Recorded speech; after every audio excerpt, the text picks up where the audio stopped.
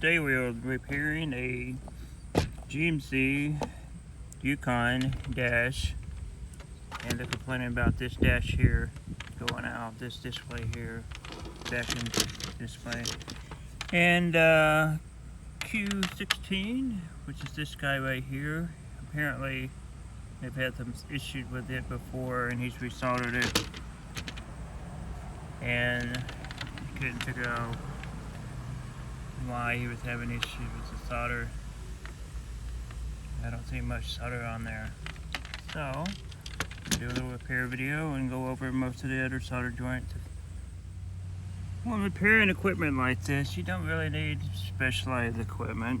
I would say if you can't afford it, I would get an isolated soldering iron, and that means that anything that you buy at Walmart is not an isolated transformer soldering iron.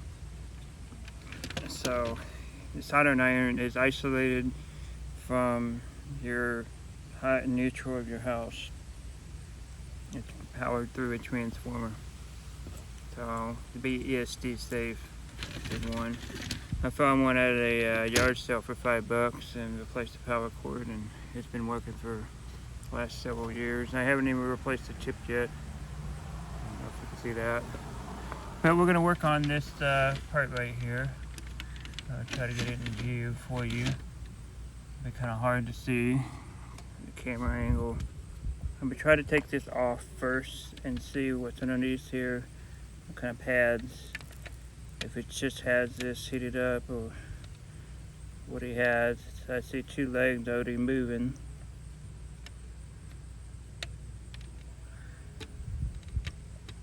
Most people would take and use a hot air station, but you can use this as a regular soldering iron.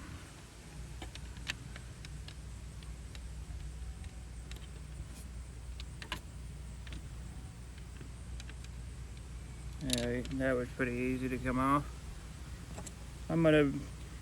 When I call it re-tinning, I'm gonna re-add some solder to this to make the solder look pretty. Is what I'm doing, okay? When we call it tinning, get rid of any of that old flux and stuff. And then I'm gonna find the part that I just knocked off.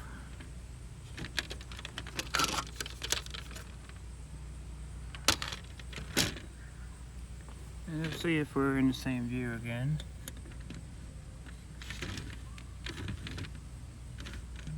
I kind of see it.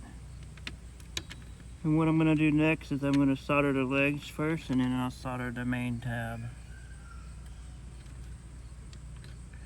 It's kind of a crappy angle, but I think you'll understand. All I'm going to do is just do one leg at a time. I'm going to turn this just a hair so I can actually get to it. If you do it for the middle first, you line your middle up first, then you're going to be okay for the other two.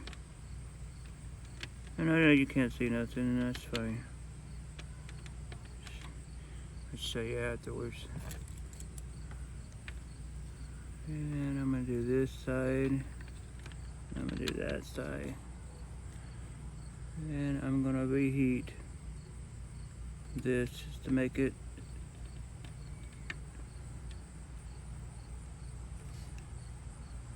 sure I get some good solder on all that.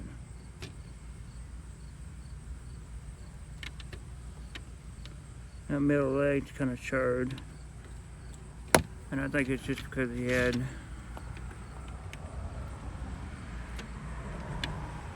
a bad solder and it just heated up over time, but we're gonna make it work.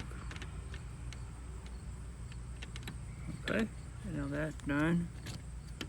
And now we're gonna work on this side.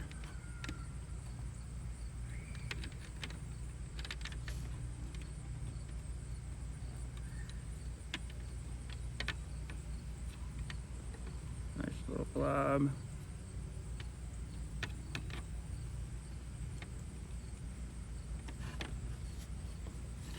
I don't like that solder joint, but it's gonna do. Yeah. And now you'll see that. And solder on all 3 of those legs. And I'll make it prettier, but that's about it. So if you're having problems with your display, it's not working, G16, it's probably a culprit. Let's get it in the vehicle and see if it works. I wanted to show this side. So see how right there, it's got some circles around it. We're going to reflow that, make that prettier. Okay. Let's see where you're at on here.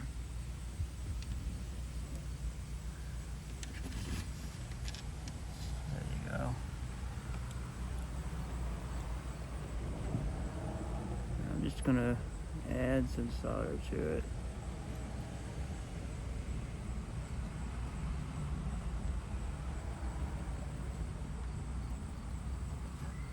And that'll probably be a lot of the problems taken care of.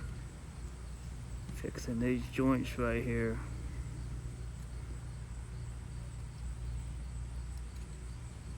Now if you wanted to, you can come back with some rubbing alcohol and clean up the flux, but that's personal choice. If it's not on a memory chip or something of an IC chip, flux I don't really care about, being left behind.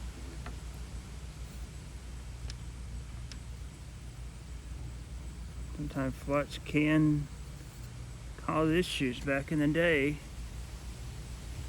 back in the 70s and early 80s, the flux that they were using was a solder, were actually pretty acidic, and it would actually eat the copper and tarnish it, and it'd be black underneath there. And you can actually take and heat up a joint, solder joint, and it would be black underneath there, and you'd have to scrape it, clean it up. A lot of the door controllers, the older ones that I worked on, that was a lot of the problems. They wouldn't activate. You just go in there and you resolder the activation points, and pretty much we're good to go. So I got that done. I'm gonna work on these down here. I'm just gonna do them all while I have it out. That way you'll never have to take it apart again. And I won't get another phone call from the same guy for this issue. That's what the end game of repairing electronics is not having repeat customer over the same issue. Otherwise you're wasting their time and your time.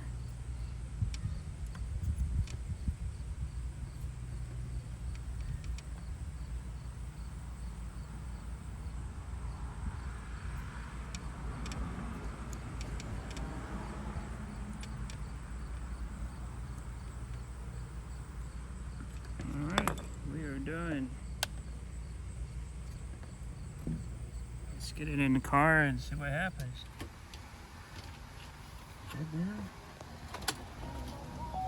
Well, there they are. Yeah, you can see it. It's all there. Nice. Yeah. And if you need to have the part replaced, here's the part number, and it's only 96 cents on DigiKey. Thanks for watching, guys. We'll see you next time.